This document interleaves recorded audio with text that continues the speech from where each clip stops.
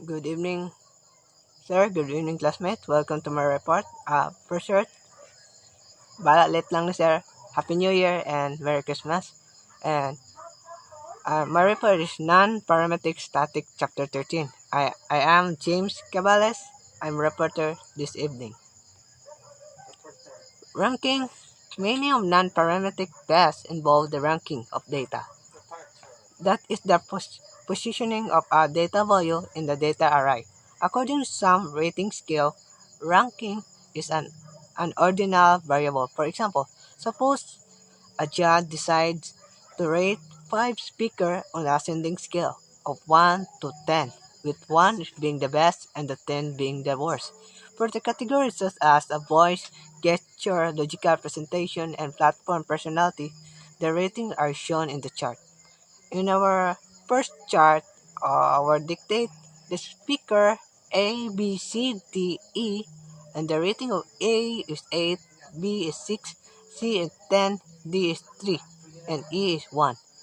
And uh, and our given is our rating is the 1 is the best and the 10 is the worst. The rating are shown next is our the speaker is the highest rating because it had a 1, and our lowest rating is the C because it's 10.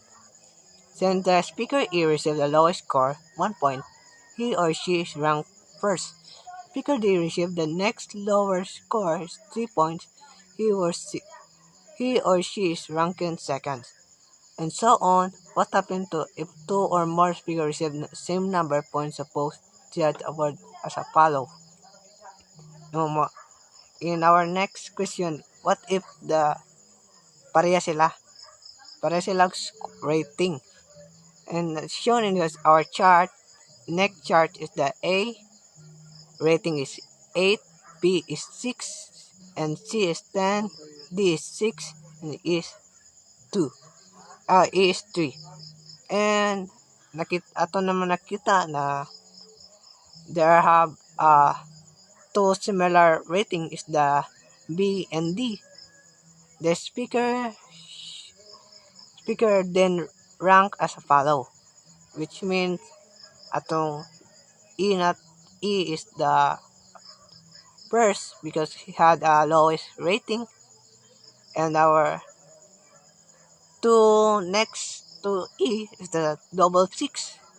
That's why tie ang kalabasan, tie. Either second silang duha, tie. When this tie for 2 or more plays, the average of rank must be used. In this case, it will be ranked as 2.5, which means 2 to 2 rating to speaker, but the the different. That's why our rating is 2.5. And the rating are follow. Each ranking is 2.5 each because they have similar rating. Because of similar rating, had a ranking of 2.5. Many times the data are our ranking, so no additional competition must be done. For example, if the judge doesn't have to award points but can simply select the speaker who are the best, second best, third best, so on, then this rank can be used directly as a p-value can be found in non-parametric statistical test, and and the and the p-value method can be used to test hypotheses. The use of non-parametric tests for this chapter, the p-value method will be limited some of the non-parametric tests that use the standard normal distribution or chi-square distribution. Our 3-2 sign test, single sample sign test, the simple non-parametric test sign test, for example, single sample is used to be a test value of the median, for example, specific sample. If the n is less than or equal to 25, the test value is a smaller number of plus or minus sign.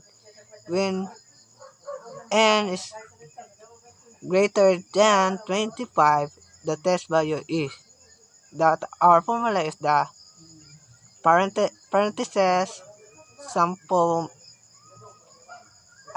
sample mean and our plus 0.5 minus close parentheses minus 0 point n over the square root of n and over 2, where x is smaller number of plus or minus sign, and n is the total number of the plus or minus sign, which means our x that is there's in this chapter is the smaller uh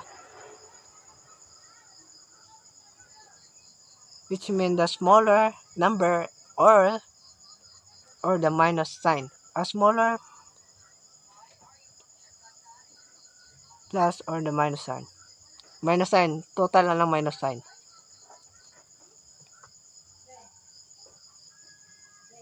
Performing the scientist. Step 1, state the hypothesis and identify the claim. Step 2, find the critical value. Use table G in appendix A when n is less than or equal 25 and table E when n is greater than 25. Step 3, compute the test value. Step 4, make the decision. And step 5, summarize the result. And example 13-1, patent patient at a medical center. The manager of the Green Valley Medical Center claims that the median number of the patients seen by doctors who work at the center is 80 per day.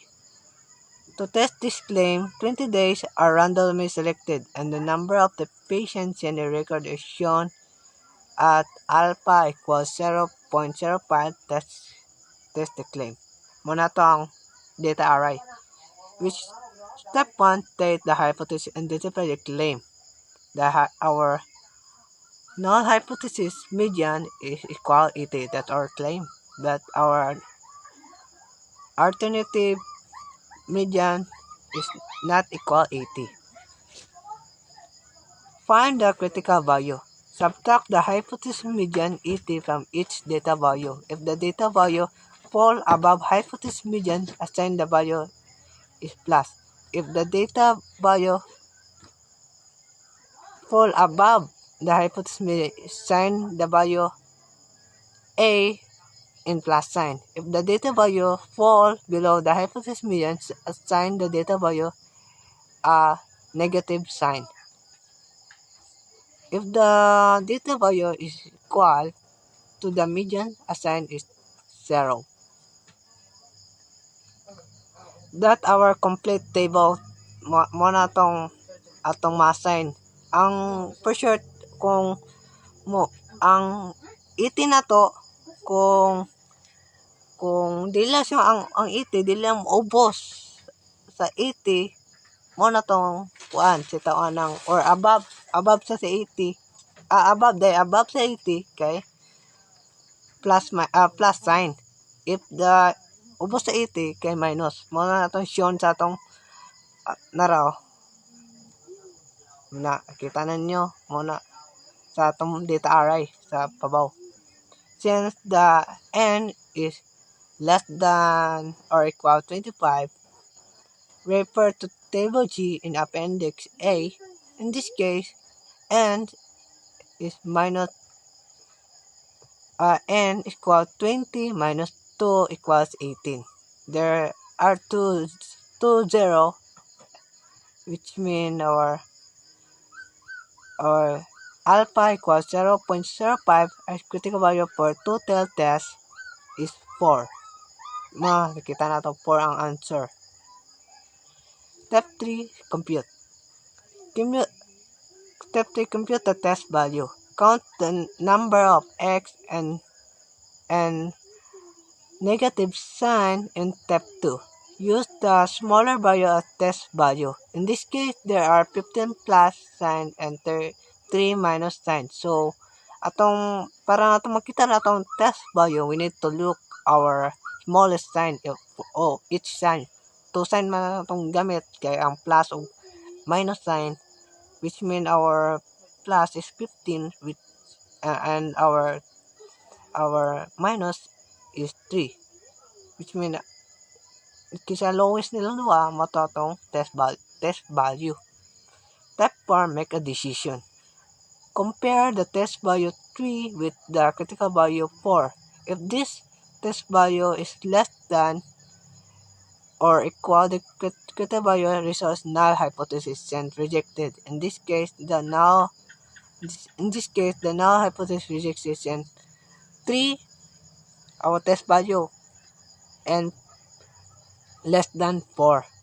Kung ang test value na to taas sa critical value na 4, which mean not rejected. But if our test value is less than for our critical value, which means null hypothesis or rejected ang atong decision. Which means summarize the result, there are enough evidence to reject the null hypothesis that the median of the number of patients seen per day is 80. And that's all. Thank you very much. Thank you for listening, sir. Thank you, everyone. And Merry Christmas or Happy New Year sa katong wala na ako na Happy New Year. Thank you. Thank you.